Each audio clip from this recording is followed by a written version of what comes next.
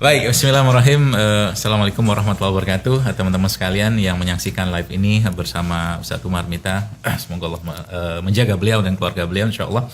Dan tentunya seluruh santri-santri atau santriwati, Bapak Ibu sekalian, teman-teman yang saya hormati yang juga di akunnya Ustadz Umar Mita. Jadi ini sebenarnya acara kita dadakan saja, tapi saya pikir ini mungkin perlu ya, Ustadz, digali ya. Karena memang satu hal yang saya pelajari atau saya pahami dari katakanlah konsep kesehatan Islam yang ada selama ini bahwa konsep kesehatan itu tidak dimulai dari fisik. Nah itu kan kita sudah paham tuh.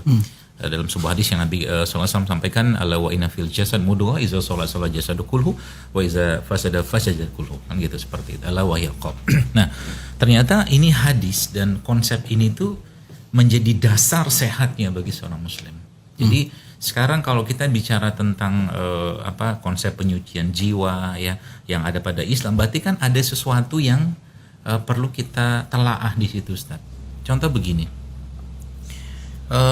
kalau seandainya ya mungkin tangan saya ini saya pukul lama-lama kan berbekas gitu loh, lebam ya. Nah maka sama juga dengan hati itu, dia sesuatu yang ketika terus dipaparkan dengan suatu emosi atau perasaan tertentu, itu ternyata jadi penyakit. Masya Allah. Dan itu saya sudah dapatkan dari dari pelajaran-pelajaran yang saya dapatkan itu ternyata nggak 1-2 orang, Ustaz. Jadi gini aja, misalkan saya ngomong gini, Ustaz, saya pengen duduk sini, gitu kan? Ustadz nggak mau kasih, atau Ustadz bilang saya pengen duduk situ, atau kita saling punya keinginan yang sama gitu kan, tapi nggak mau saling kasih, itu ternyata pun berefek ke badan kita, Ustadz.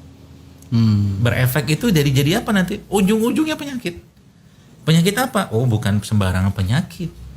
Seorang tua atau orang tua, misalkan ibu lah ya, seorang ibu yang sedang mengandung, dia bilang sama suaminya, dia bilang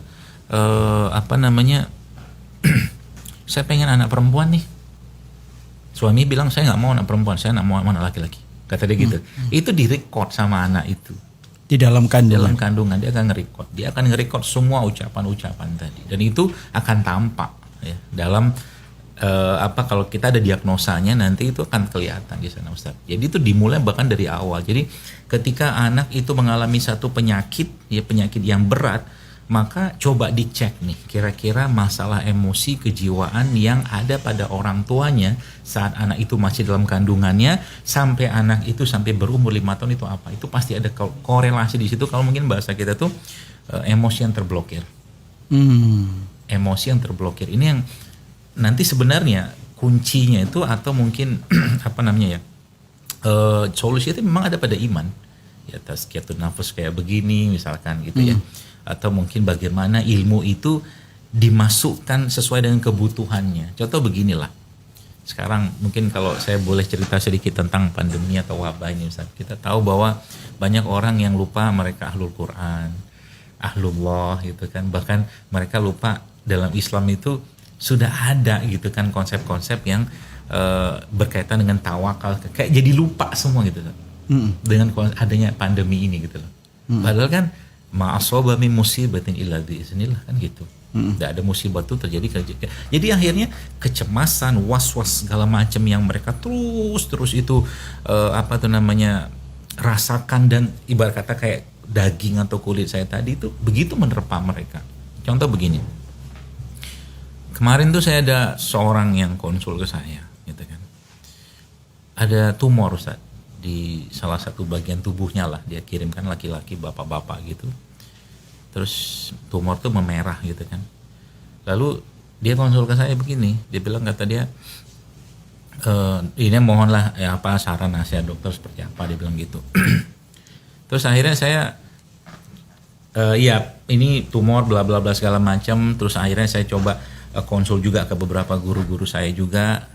Terus satu hal yang saya tangkap situ setelah saya mempelajari ilmu tentang penyucian jiwanya ala-ala modern ini ya, Islam tentunya ada, dan bagaimana itu kaitan sama penyakit itu, ternyata pertanyaan saya cuma satu sama dia, Bapak ada masalah nggak dengan pekerjaan Bapak atau keluarga bapak.